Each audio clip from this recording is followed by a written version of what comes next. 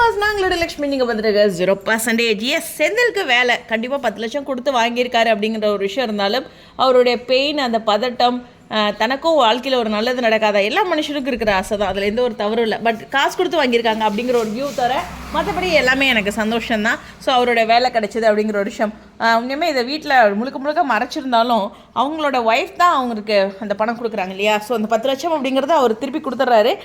மீனா வந்து லோன் போட்டு சம்திங் ஏதோ ஒன்று பண்ணி தான் கொடுக்குறாங்க, ரைட்டா? அந்த மாதிரி ஒரு காட்சிகள்லாம் கொண்டு வந்திருக்காங்க. ஆனால் இதில் பாண்டியன் ஒரு பக்கம் யோசிப்பார், கடைக்கு ஆள் வேணும் அப்படின்ட்டு. எனக்கு என்னமோ கதிரை கொண்டே கடையில் போட்டுருவாங்களோன்னு தோணுது. அவர் வேறு அரியர் வச்சுருக்காரு.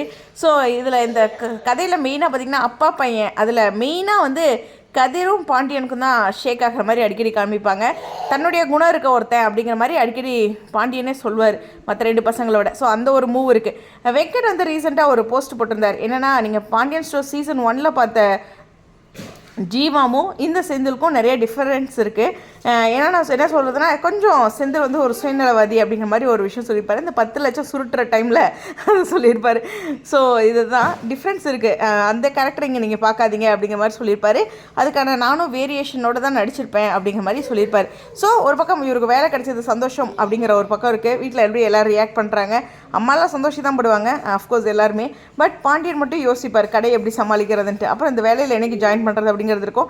இப்போதைக்கு டெம்பரரி, பர்மனெண்ட்டு கொஞ்சம் டிலே ஆகும் அப்படிங்கிற ஒரு விஷயம் இருக்கும். எப்போதும் போல் சீரியலில் நிஜ வாழ்க்கையோட ஒன்றி போய் ஒரு விஷயம் சொல்லணும்னா, பணம் கொடுத்தலாம் இந்த காலத்தில் அப்படி கிடைக்காது. நிறைய ஏமாற்றிட்டு தான் இருக்காங்க. பட் சீரியலில் சில காட்சிகள் வந்து நம்ம ரொம்ப எதிர்பார்க்க முடியாது. ஆனால் அங்கே கொண்டுட்டு வரலாம், இதில் ஒன்றும் தப்பு கிடையாது.